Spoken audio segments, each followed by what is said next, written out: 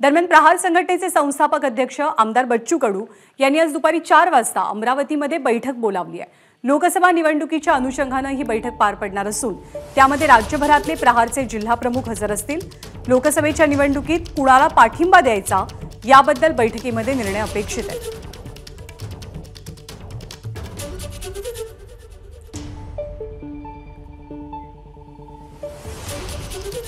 आणि आपण जातोय आपले प्रतिनिधी प्रणय निर्माण आपल्या सोबत आहेत आणि प्रणय सोबत स्वतः बच्चू कडू आहेत। प्रणय, काय आहे भूमिका? नाराजी आहे का बच्चू कडूंची? त्यांची प्रतिक्रिया काय आहे सध्याची?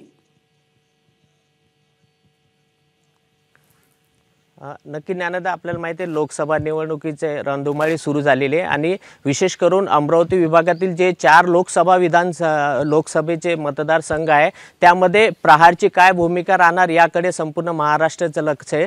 एकंदरीत जर पाहिलं तर बच्चू कडूंनी आज दुपारी 4 वाजता अमरावतीमध्ये महत्त्वाचे कार्यकर्ते पदाधिकाऱ्यांची बैठक बोलवलेली आहे। त्यामध्ये आपली भूमिका जाहीर बच्चू कडू करणार आहे। आपल्यासोबत बच्चू कडू स्वतः, आपण त्यांच्याशी बोलूया।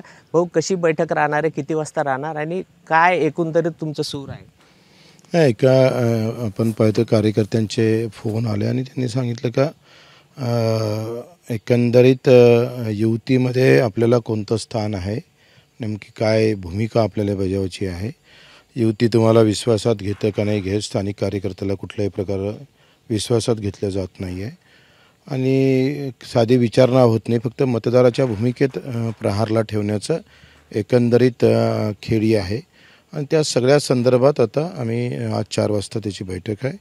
आज विदर्भाची अमरावती विभागाची बैठक आहे, 29ला नांदेडला आहे आणि मग औरंगाबाद आणि तिथून मग मुंबईला 22 तारखेला मीटिंग आहे आणि मग पश्चिम महाराष्ट्राची आणि खानदेशची असं बैठक घेऊन, एकत्रित बैठक घेऊन तेव्हा आम्ही निर्णय जाहीर करू। एकंदरीत अमरावती विभागाचं आपल्याला माहितीच आहे की अमरावती लोकसभेची जागा ही काल उपमुख्यमंत्री देवेंद्र फडणवीस यांनी सांगितलं की नवनीत राणा जवळपास निश्चितच झालेलं आहे। अमरावतीमध्ये पण आपण काय सांगाल, कारण तुम्ही घटक पक्ष आहे, तुमचा पाठिंबा राहणार का? सध्या तर घटक पक्ष म्हणून आम्हाला कुठल्याही प्रकारचे तसं चित्र या दरम्यान दिसत नाही।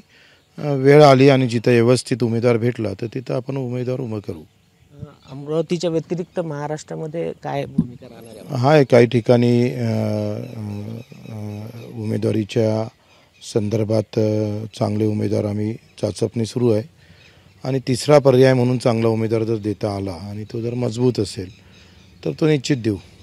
नवनीत राणा जर भाजपनं तिकीट दिली तर आपली काय भूमिका राहणार ते आजच्या मीटिंगमध्ये ठरवू। अच्छा, तुम्ही 2 दिवसापूर्वी एक वक्तव्य केलं होतं की आम्हाला स्टेजवर जावंच लागेल, कार्यकर्त्यांचे फोन येत आहे, तर नंतर काय झालं त्याचं? नाही, ते धमकी होती का नाही, धमकीला आम्हाला घबरावलं होतं आम्ही। ते म्हणजे मुख्यमंत्र्यापेक्षा देवेंद्रजीपेक्षा आम्ही राणांना खूप घबरावतो। त्याच्यानं त्यांनी जे धमकी दिली, उभंही राहत आहे आणि उभं राहिल्यानंतर ते धमकीसुद्धा देत आहे आणि धमकी देऊन प्रचार करण्याचा जो प्रयत्न होत आहे तर ते आमच्यासारख्याला धमकी देऊन प्रचारात उतरण्याचा प्रयत्न करत आहे। तर ते सामान्य माणसाबद्दलच्या त्यांच्या भावना काय आहे त्याचं निश्चित झालेलं आहे। प्रचारात तुम्ही उभे असताना तुमची नम्रतापेक्षा तुम्ही धमकी देऊन यावंच लागेल, ही जी धमकी आहे हे लोक त्याचा आम्ही जरी किती काही केलं तरी त्याचे परिणाम भोगावंच लागेल या पद्धतीने। आनंदराव अडसूळची खूप इच्छा आहे अमरावतीमध्ये, जवळपास असं ऐकण्यात आलं की ते भाजपमध्ये प्रवेश करायला तयार आहे जर अमरावतीची लोकसभा। तुम्हाला वाटते आनंदराव अडसूळ खंबीर राहतील? मला असं वाटतं की आता तो त्यांच्या स्तरावरचा भाग आहे। त्यांनी आनंदरावांची आणि BJPची काय बोलणं झालं त्यावर ते काय निर्णय घेते तो त्यांचा प्रश्न आहे।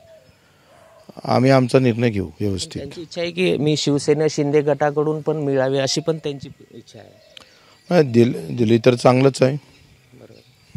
तर ज्ञानदा, हे होते आमदार बच्चू कडू। आज दुपारी 4 वाजता अमरावती विभागाची बैठक बोलावली आहे आणि या बैठकीमध्ये लोकसभामध्ये निवडणुकीमध्ये काय निर्णय घ्यायचा हे 4 वाजता आपले निर्णय आमदार बच्चू कडू सर्वांसमोर मांडणार आहे। ज्ञानदा, धन्यवाद प्रणय या माहितीबद्दल आणि बच्चू कडूंच्या प्रतिक्रियेबद्दल सुद्धा। ABP माझा, उघडा डोळे बघा नीट।